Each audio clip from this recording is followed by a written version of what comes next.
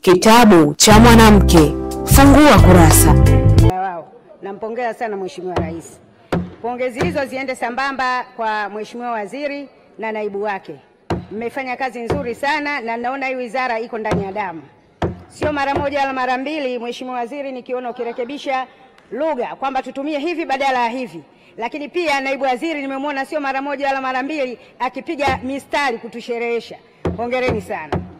Mchango wangu zaidi utaingia katika sehemu ya sanaa au tamaduni.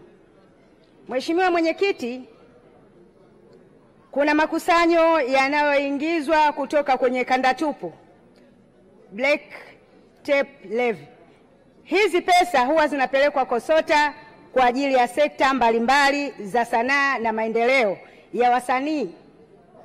Wanufaika hadi sasa inaonekana ni sanaa za maonyesho, watu wa filamu na watu wa muziki. Lakini sijaona mpaka sasa hivi sanaa za ufundi wanafaidika vipi na fedha zile. Kwa hiyo ni vizuri mtuambie sanaa za ufundi nao wanafaidika vipi. Lakini lingine, tunaingia katika michuano ya AFCON hapa nchini.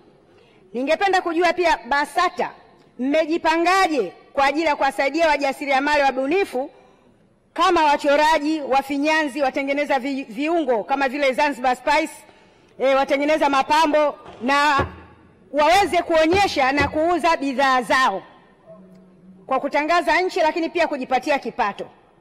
Nilifikiria kwamba katika kipindi hiki basi ni vizuri mkae nao, muwape mbinu, michakato ya kufanya, lakini pia muandalie hata lugha rahisi za biashara, kwa sababu wanaokuja sio wote wanajua Kiswahili. Sasa muandalie angalau mafunzo mafupi kwa ajili ya lugha za biashara na muandalie wakalimani. AFCON inakuja, wajasiriamali wabunifu wanataka wafanye biashara. Mheshimiwa Mwenyekiti, liko swala lingine la usajili wa wasanii. Msanii yani BASATA mnakusanya ada, mnakusanya kodi nyingi kuliko TRA. Msanii binafsi akiimba mwenyewe peke yake anaenda kuambiwa hilo ni kosa la jinai, lazima akajisajili. Huko kwenye kujisajili anaambiwa alipe hela. Msajili mchanga hela anatoa wapi? Kuna matozo mnatoa, tozo hiyo hiyo yule msanii ambaye tayari ameshakuwa mnamweka sawa na msanii mchanga. Sasa hao wachanga watakuwa lini? Lakini kuna malipo ambayo mnayafanya. Mtu anasema nina tamasha langu nitafanya nchi nzima. BASATA ndio nyie.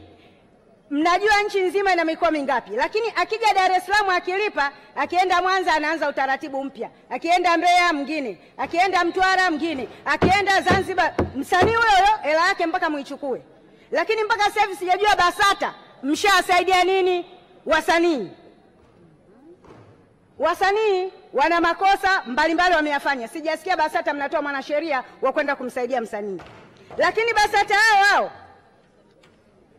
sijaona msanii katengeneza labda nyimbo yake anataka kurekodi, hana pesa, mkasema sisi tumeupitia nyimbo yako tumeipenda, tunakupa hizi, nenda karekodi. Sijaona. Lakini hela zao mnakusanya. Tukija hapa mtuambie kitu gani ambacho mnawasaidia wasanii, sio tu kukusanya ada na pesa zao.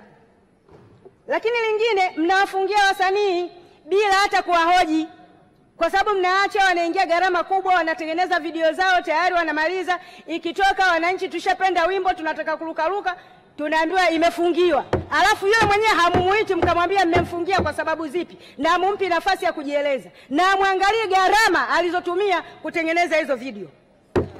Lakini lingine, Mheshimiwa Mwenyekiti, nilipenda kuzungumzia swala vazi la taifa na mdundo wa taifa. Lina kera. Zaidi ya miaka 10 tunazungumza hayo. Kwa hiyo sasa hivi tukiongea kama vile tunapigia gitaa mbuzi.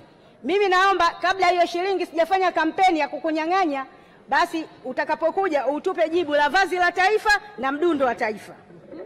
Lingine, Mheshimiwa Mwenyekiti, nilitaka nizungumzie kuhusu tuzo ya kalamu ya Mama Samia. Nichukue nafasi hii kuwapongeza waandaaji wote, TAMWA na TCRA. Hapa tumepata funzo kubwa sana. Na ndio maana siku zote nasema mama akifanya kitu basi kafanya kwa wote. TAMWA ni waandishi wa habari wanawake, lakini tumeona tuzo wamepewa mpaka wanaume. Hongereni sana TAMWA. Lakini TCRA nao mmeshiriki. Mmeonyesha jinsi gani kwamba hizi taasisi za serikali zinashuka kwa wananchi na kuwa wananchi wanajua kwamba wako pamoja na nyinyi. Nishukuru wizara zote zilizotoa ahadi. Naomba ahadi hizi zikatekelezwe, maana nyingi zimeongewa hapa tumezisikia. Kikubwa zaidi kwa muono wangu, katika zile zawadi sijaona watu wa picha za video na picha sio kwenye magazeti na nini, kwa sababu zile nazo pia ni habari. Mtoto mdogo hajui kusoma, hajui kuandika, lakini akitizama picha anakuambia huyu ni Mama Samia. Muangalie nao jinsi gani mnaweza mkawapa nao tuzo. Lingine, Mheshimiwa Mwenyekiti, ninaomba wa BASATA wakae na wasanii wao. Wasanii ni kioo cha jamii. Tunakaa tunaangalia, tuna wapenzi wao, tuna marafiki yao ambao tunapenda kuwafuatilia. Inapofika kipindi wasanii wanaanza kugombana, kudhalilishana, kutukanana, kukashifiana, pale hawataki umaarufu. Ule sio maarufu. Umaarufu hauji kwa hivyo. Fanyeni kazi, sisi tutawapa umaarufu. Tunajua umaarufu wenu. Hamna sababu ya kutukanana. BASATA mkae nao, muwaeleze mafunzo mbalimbali yanayoelewa juu ya mila, desturi, tamaduni, malezi na makuzi ya Mtanzania. Inakuwa haipendezi mtu binafsi na demu yake wanaachana wenyewe, matangazo yanakuja huko. Unamzibia mwenzio riziki asiolewe tena jamani, au asiowe tena. Sio vizuri. BASATA semeni nao wasanii wenu.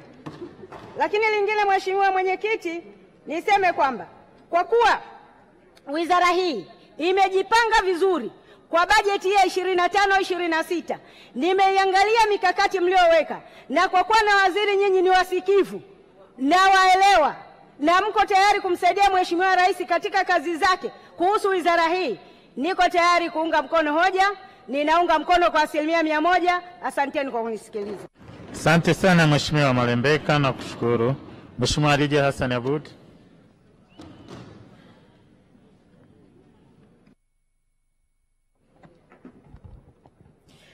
Mheshimiwa Mwenyekiti, nakushukuru kwa kunipa hii nafasi asubuhi ya leo. Kwanza kabisa nichukue nafasi hii kumpongeza kwa dhati kabisa Mheshimiwa Rais wa Jamhuri ya Muungano wa Tanzania, mama yetu Samia Suluhu Hassan, kwa namna anavyosaidia na